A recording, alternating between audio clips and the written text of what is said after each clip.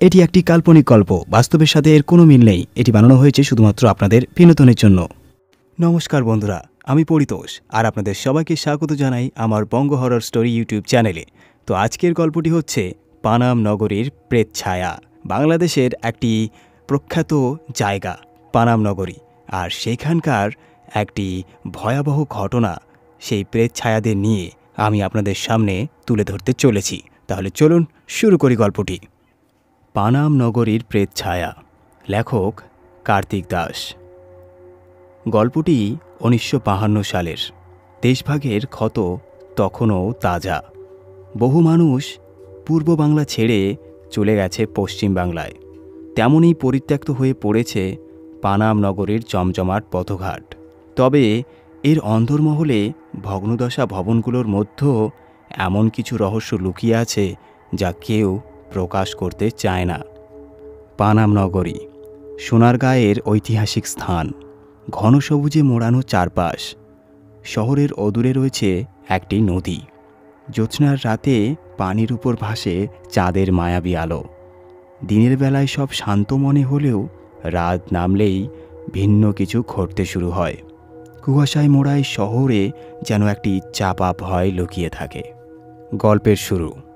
তরুণ সাংবাদিক অনিরুদ্ধ ঘোষ ছিলেন বরাবরই কৌতূহলী এবং দুঃসাহসী। দেশভাগের পরের অস্থির সময়কালে তিনি এমন সব বিষয় নিয়ে লেখালেখি করতেন যা সাধারণ মানুষ হয়তো ভাবতেও ভয় পেত। একদিন সোনারগাঁয়ের পানাম নগরীর গল্প তার কানে আসে। স্থানীয় মানুষদের মুখে শোনা যায়, নগরী একসময় ছিল পূর্ব বাংলার এক ব্যস্ত ব্যবসা কেন্দ্র। মোগল আমল থেকে শুরু করে ব্রিটিশ আমল পর্যন্ত জায়গাটি ছিল বাণিজ্য ও প্রাচুর্যের প্রতীক। কিন্তু সময়ের সঙ্গে সঙ্গে নগরী ধ্বংস হতে শুরু করে। দেশভাগের পর এখানকার বেশিরভাগ মানুষ ঘরবাড়ি ছেড়ে চলে যায়। লোকমুখে শোনা যায়, পানাম নগরীর রাস্তায় রাত হলে ভেসে আসে অদ্ভুত সব শব্দ। শূন্য প্রাসাদের ভেতর থেকে ভেসে আসে হাসি, কান্না কিংবা সুরেলা কণ্ঠের গান। কেউ কেউ বলেন তারা সেখানে প্রেতাত্মার ছায়া দেখেছেন। অদ্ভুত এই গল্পগুলো শুনে অনিরুদ্ধ ঠিক করেন তিনি নিজে গিয়ে এই নগরী ঘুরে দেখবেন এবং এর রহস্য উদ্ঘাটন করবেন। এক বিকেলের দিকে একটি পুরনো সাইকেল নিয়ে অনিরুদ্ধ রওনা দেয় পানাম নগরীর উদ্দেশ্যে। শহর থেকে গ্রাম এবং গ্রাম থেকে আরও ভেতরের কাঁচা রাস্তা ধরে সে এগিয়ে চলে। চারপাশে ধানের ক্ষেত, মাঝে মাঝে বাঁশের ঝোপ আর বটগাছের নিচে গ্রামীণ মেলা। সন্ধ্যা ঘনিয়ে এলে আকাশে লালচে আভা ছড়িয়ে পড়ে, আর তখনই সে পৌঁছায় পানাম নগরীর প্রবেশপথে। সেখানেই পা রাখতেই একটা অদ্ভুত অনুভূতি হয়, যেন কেউ তাকে দূর থেকে দেখছে। চারপাশে নিস্তব্ধতা। বাতাসে মিশে আছে শ্যাওলা ধরা পুরনো দেওয়ালের গন্ধ। ঘুটঘুটে আধারে ভাঙা দরজা। জানলাগুলো যেন জীবন্ত হয়ে উঠে তাকে অভ্যর্থনা জানাচ্ছে। অনিরুদ্ধ দেখতে পায় একটা সূর্য প্রাচুর্যে ভরা পানাম নগরী আজ শুধুই এক অন্ধকারের স্মৃতি। ভবনগুলোর দেওয়ালের গায়ে শ্যাওলা জমে গেছে। কারুকার্য খচিত জানলাগুলো ধুলোর চাদরে ঢেকে গেছে। মাঝে মাঝে ভবনের ছাদের চূড়ায় ভেঙে পড়া ইট পাথর থেকে গাছপালা গজিয়ে উঠেছে। রাস্তায় দেখা মেলে এক বৃদ্ধার, যিনি দূর থেকে তার সাইকেলের ঘণ্টার আওয়াজ শুনে এগিয়ে এসেছিলেন। বৃদ্ধা ভাঙা গলায় জিজ্ঞেস করলেন, ও বাবু, তুমি এদিকে কোথায় যাচ্ছ? অনিরুদ্ধ তাকে পানাম নগরীর রহস্য নিয়ে নিজের আগ্রহের কথা জানালে বৃদ্ধা তার মাথা নাড়িয়ে বলেন, এমন কাজ করো না, এখানে কারো যাওয়ার দরকার নেই। শুনেছি রাতের বেলা ওখানে যারা গেছে তারা আর ফিরে আসেনি। এই নগরী এতটাও ভালো না যতটা তুমি মনে করছো।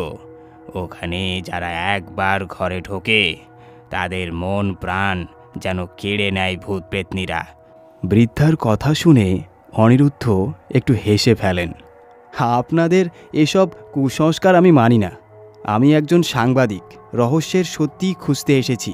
আপনি ভয় পাচ্ছেন কেন? বৃদ্ধা তাকে অনেক অনুরোধ করেন ফিরে যেতে, কিন্তু অনিরুদ্ধ তার সিদ্ধান্তে অনড়। তার মনে হয় গ্রামবাসীর এই ভয় এবং কুসংস্কারের আড়ালে লুকিয়ে আছে কোনো গোপন সত্য। বৃদ্ধার সাবধানবাণী উপেক্ষা করে তিনি ভগ্নাদশা নগরীর এক সরু গলির ভেতর দিয়ে ঢুকে পড়েন। অন্ধকার গলিপথে শুধু তার সাইকেলের চাকার শব্দ শোনা যায়।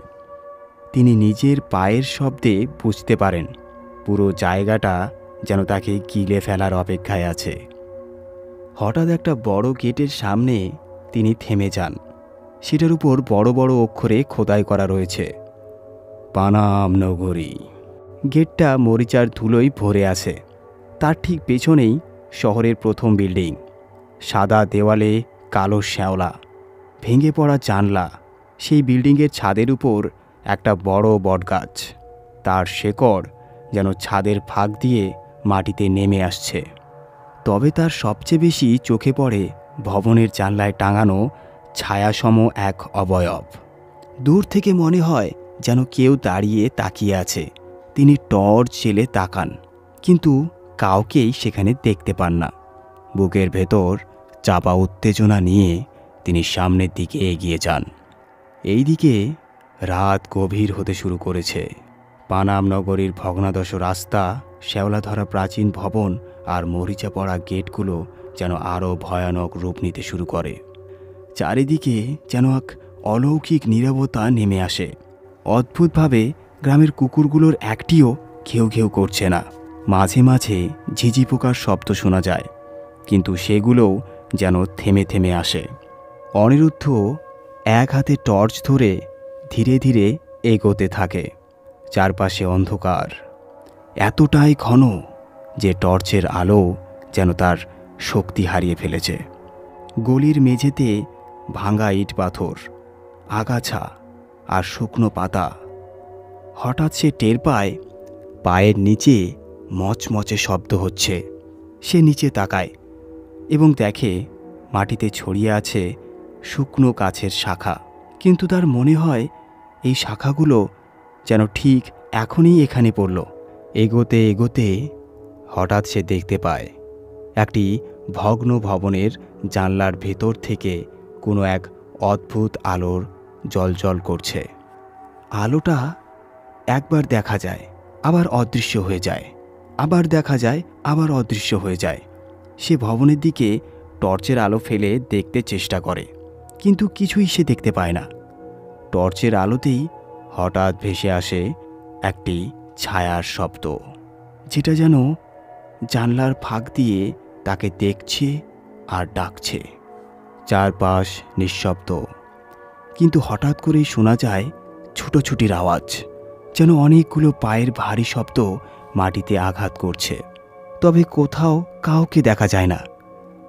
পিছনে তাকাতে গিয়ে অনিরুদ্ধের মনে হয় কেউ তাকে অনুসরণ করছে। তার গলা শুকিয়ে আসে। সাইকেলটা যে জায়গায় রেখেছিল তা কয়েক গজ দূরে।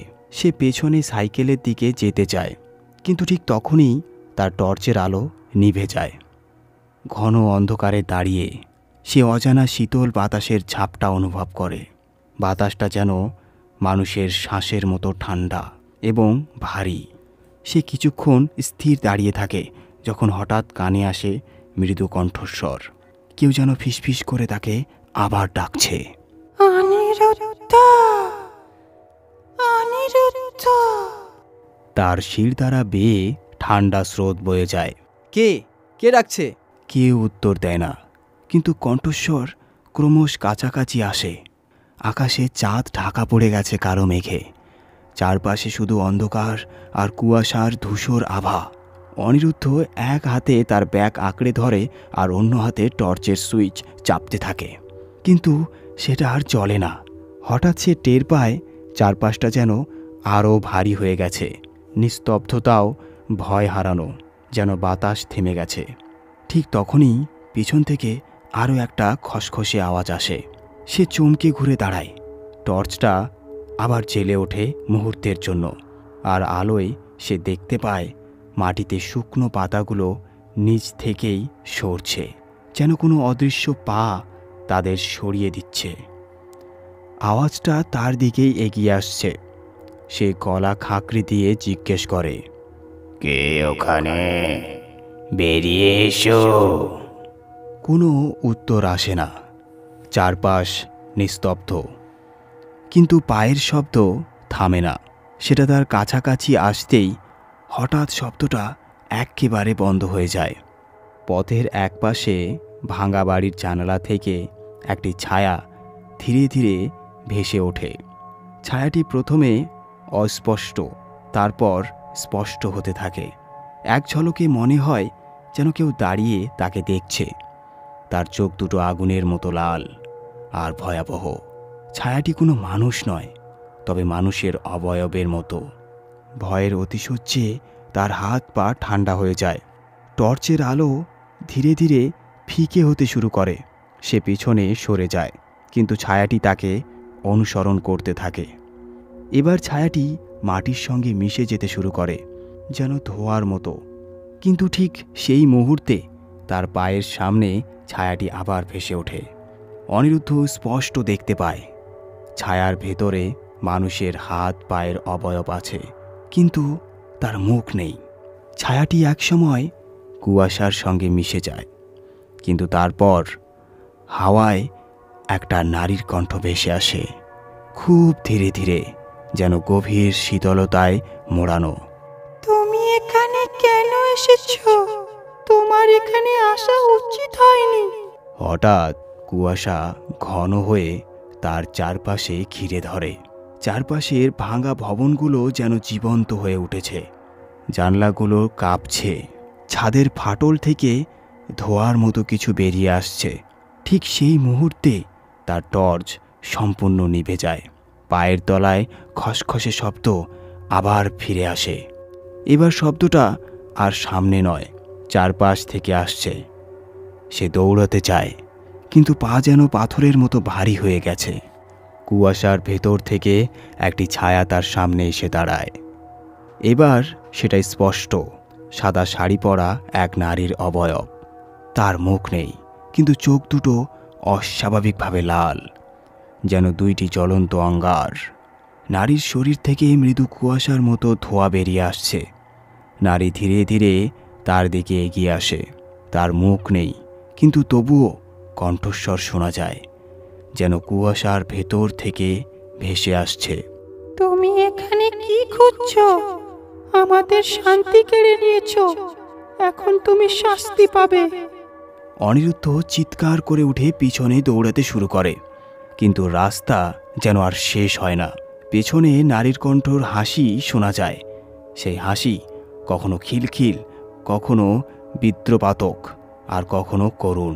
দৌড়াতে দৌড়াতে হঠাৎ সে রাস্তার মোড়ে গিয়ে পড়ে, আর সামনে একই ছায়া আবার দাঁড়িয়ে আছে। আবার ছায়ার ভেতর থেকে নারীর মুখ স্পষ্ট হয়ে ওঠে। মুখে গভীর এক ক্ষোভ।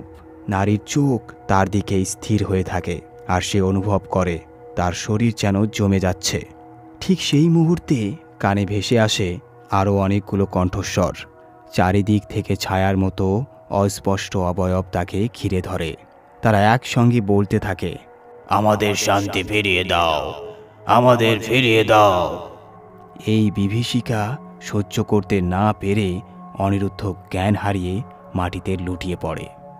অনিরুদ্ধ যখন চোখ খোলে, তখন নিজেকে এক অদ্ভুত ঘরে সে পায়। ঘরটা ছোট, মাটির দেওয়ালে কাদামাটির হাতের ছাপ। ছাদ থেকে ঝুলছে পচা দড়ি, আর কোনায় একটি কেরোসিন ল্যাম্পের মৃদু আলো। দেওয়ালে অদ্ভুত কিছু প্রতীক আঁকা, যেগুলো দেখে তার শরীর শিউরে ওঠে। কোথা থেকে যেন একজন বৃদ্ধার কণ্ঠ ভেসে আসে, জেগে উঠেছিস, ভাগ্য ভালো, এখনো বেঁচে আছিস। সে ধীরে ধীরে মাথা তুলে দেখে এক বৃদ্ধা তার সামনে বসে আছে। তার চুল এলোমেলো, চোখে অস্বাভাবিক জ্যোতি। বৃদ্ধা তার দিকে তাকিয়ে মুচকি হাসে। তুই ভেবেছিলি তোর জেদ আর সাহস সব জিতে যাবে? এখানে যারা আসে তাদের সবাইকে কিছু না কিছু দিয়ে যেতে হয়। অনিরুদ্ধর ভয়ে গলা শুকিয়ে যায়। বৃদ্ধার কথা শুনে সে বুঝতে পারে এই ঘরটা পনাম নগরীর কোনো এক অংশে, কিন্তু এখান থেকে পালানোর উপায় নেই। এবার বৃদ্ধা ধীরে ধীরে বলতে শুরু করে পানাম নগরীর ইতিহাস। এই নগরী ছিল একসময় স্বর্গের মতো। ব্যবসায়ী, জমিদার আর ধনী মানুষেরা এখানে থাকত। তাদের প্রাচুর্য ছিল অপরিসীম। কিন্তু মানুষ যত ধনী হয় তত লোভী হয়। এই নগরীর জমিদাররা তাদের দাস দাসীদের শোষণ করত, নারীদের বন্দি করে রাখা হতো, আর তাদের আর্তনাদ মাটির নিচে চাপা পড়ে যেত। একদিন এক তান্ত্রিক এখানে এসে অভিশাপ দিয়ে যায়। সে বলে, যারা এই নগরীর মানুষের রক্ত চুষে বেঁচে আছে তারা নিজেরাও একদিন এই মাটিতে বন্দী হয়ে যাবে। বৃদ্ধার চোখে বিষণ্ণতার ছাপ। সেই অভিশাপ আজ এই নগরীকে গ্রাস করেছে। দিনের আলোতে সব ঠিকঠাক মনে হয়, কিন্তু রাত হলেই এই মাটির নিচে লুকানো শাপিত আত্মারা জেগে ওঠে। তারা শান্তি চায়, কিন্তু কেউ তাদের সেই শান্তি দিতে পারে না। বৃদ্ধা তাকে একটি গোপন পথ দেখিয়ে বলে, তুই এখানে এসে ভুল করেছিস, কিন্তু এখনো তোর সময় আছে। ওই পথ ধরে চলে যা, কিন্তু মনে রাখিস ওই পথেই একসময় তুই তোর উত্তর খুঁজে পাবি। গোপন পথটা ছিল একটা ভাঙা মন্দিরের নিচে। সে ভয়ে ভয়ে সেই পথ ধরে এগোতে থাকে। পথটা সরু, অন্ধকার আর শ্বাসরুদ্ধকর। চারিদিকে শুধু শূন্যতা। পথের এক জায়গায় সে দেখতে পায় মাটির দেওয়ালে খোদাই করা কিছু ছবি। ছবিগুলোতে দেখা যায় বন্দি মানুষ, শিকল আর ভয়ঙ্কর রক্তাক্ত বলির প্রথা। অন্ধকার পথ শেষে সে হঠাৎ একটি বড় ঘরে এসে উপস্থিত হয়। ঘরটা বিশাল, আর সেখানে চারপাশে মোমবাতি জ্বলছে। ঘরের মাঝখানে বিশাল একটা পাথরের বেদি। সেই বেদির উপরে পায়ের শিকল বাঁধা এক নারীর ছায়া। নারীর ছায়া হঠাৎ ঘুরে তাকায়। তার চোখে গভীর দুঃখ আর ক্রোধ। তোমাদের প্রজন্ম আমাদের ধ্বংস করেছে, এবার তুমি আমাদের যন্ত্রণা বুঝবে। অনিরুদ্ধের শরীর জমে যায়। নারীর চোখ থেকে এক ধরনের অদ্ভুত আলো বের হয়, যা তার মনকে দুর্বল করে দেয়। আত্মার করুণ হাহাকারে ভয়ে অনিরুদ্ধ দৌড়াতে শুরু করে। পিছনে মৃদু কণ্ঠস্বর ক্রমশ জোরালো হয়ে ওঠে। তার মনে হয় পিছন থেকে শিকল বাঁধা অসংখ্য ছায়া তাকে অনুসরণ করছে।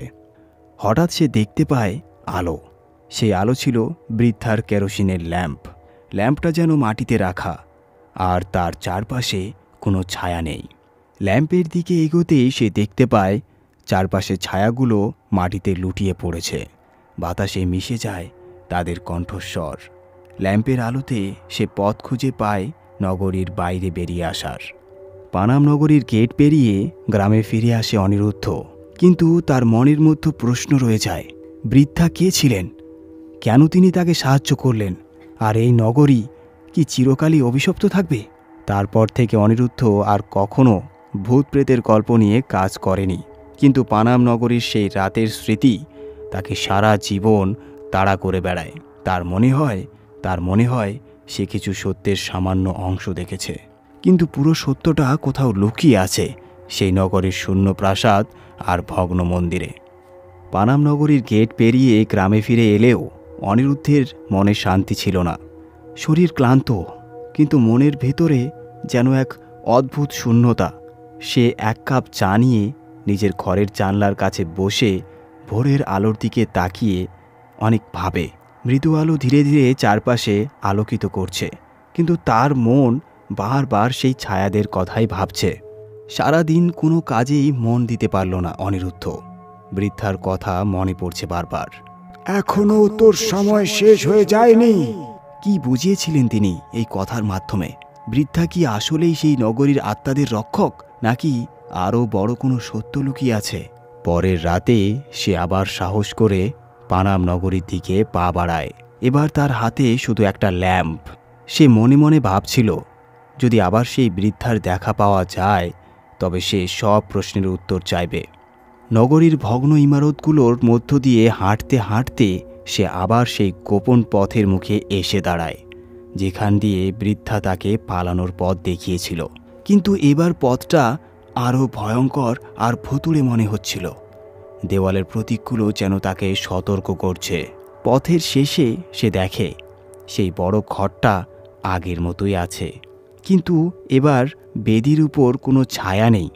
ঘরটা নীরব, কিন্তু চারপাশে এক ধরনের চাপা শ্বাসের শব্দ শোনা যায়।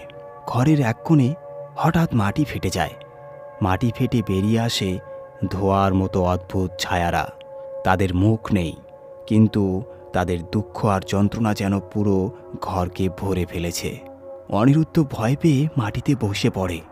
একটি ছায়া সামনে এসে বলে, আমাদের এই মাটির সঙ্গে মিশিয়ে রেখেছে অভিশাপ, কিন্তু মুক্তি নেই। আমাদের মুক্তি দাও। অনিরুদ্ধ ফিসফিস করে জিজ্ঞেস করে, কিভাবে তোমাদের মুক্তি দেওয়া সম্ভব?